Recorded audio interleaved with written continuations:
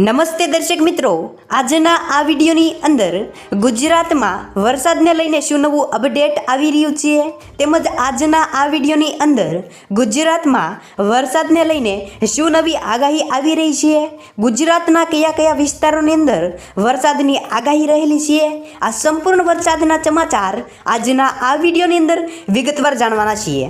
સંપૂર્ણ વિડીયો શરૂ કરતા પહેલાં તમે રોજે રોજ વરસાદના પળે પળ સમાચાર સૌથી પહેલાં મેળવવા માંગતા હો તો આ યુટ્યુબ ચેનલને ખાસ સબસ્ક્રાઈબ કરવાનું ભૂલશો નહીં। તો ચાલો મિત્રો શરૂ કરીએ આજનો આ વિડીયો।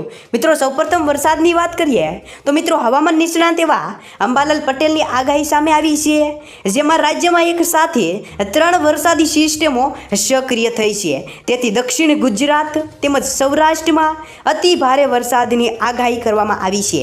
ખાસ કરીને ઉત્તર અને મધ્ય ગુજરાતમાં પણ વરસાદની આગાહી કરવામાં આવી છે, તેમજ મિત્રો અમદાવાદ ગાંધીનગરમાં પણ ભારે વરસાદની આગાહી સાથે વડોદરા આણંદ તથા નડિયાદ કપડવંજ ભરૂચ અને ખંભાત તેમજ આહવા ડાંગ સહિત વલસાડ તથા નવસારી તેમજ છોટાઉદેપુરમાં પણ અતિ ભારે વરસાદની આગાહી સાથે પંચમહાલમાં પણ અતિ ભારે વરસાદની આગાહી કરવામાં આવી છે। મિત્રો ખાસ કરીને કચ્છમાં પણ ભારેથી અતિ ભારે વરસાદની આગાહી કરવામાં આવી છે। મિત્રો મહેસાણા પાટણ સહિત અતિ ભારે વરસાદની આગાહી સાથે હારીજ બહુચરાજી તેમજ બનાસકાંઠા અરવલ્લીમાં અતિ ભારે વરસાદની આગાહી કરવામાં આવી છે, તેમજ દક્ષિણ ગુજરાત તેમજ સૌરાષ્ટ્રમાં 20 સેમી આસપાસ વરસાદ નોંધાઈ શકે છે। આ સાથે જ મિત્રો ઉત્તર અને મધ્ય ગુજરાતમાં 15 સેમી આસપાસ વરસાદ નોંધાઈ શકે છે, જ્યારે રાજ્યમાં એક સાથે 3 વરસાદી સિસ્ટમો સક્રિય થઈ છે, જેમાં રાજસ્થાનથી આવતી સાયક્લોનિક સર્ક્યુલેશનથી ઉત્તર ગુજરાતમાં વરસાદની આગાહી રહેલી છે, તેમજ કચ્છમાં પણ ભારેથી અતિ ભારે વરસાદની આગાહી કરવામાં આવી છે।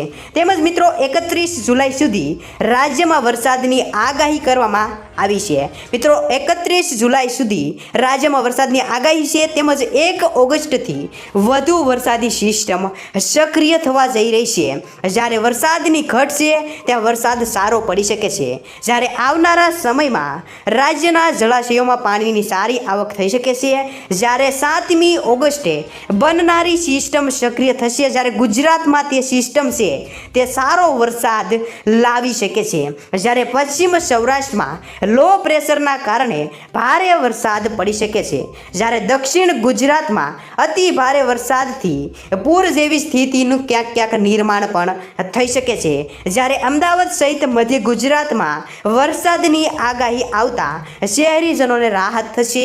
અમુક વિસ્તારોની અંદર ભારેથી અતિ ભારે વરસાદ વરસી શકે છે। આ સાથે જ મિત્રો વાત કરીએ તો ખાસ કરીને ભરૂચ તાલુકામાં પણ 7 ઇંચથી વધુ વરસાદ નોંધાયો હતો। આ ઉપરાંત નવસારીના ખેરગામ તાલુકામાં અને છોટાઉદેપુરના નસવાડી તાલુકામાં 6 ઇંચથી વધુ વરસાદ વરસ્યો હોવાના અહેવાલ હતા। આ સાથે જ મિત્રો સૌરાષ્ટ્ર ઝોનમાં 73% વધુ વરસાદ નોંધાયો છે।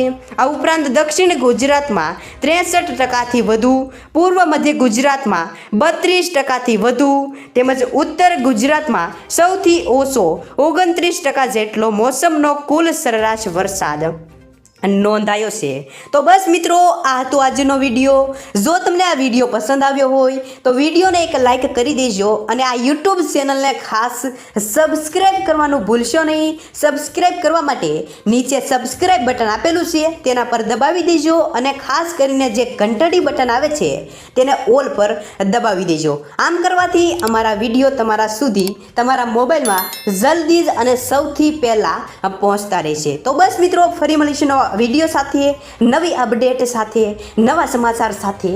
ધન્યવાદ।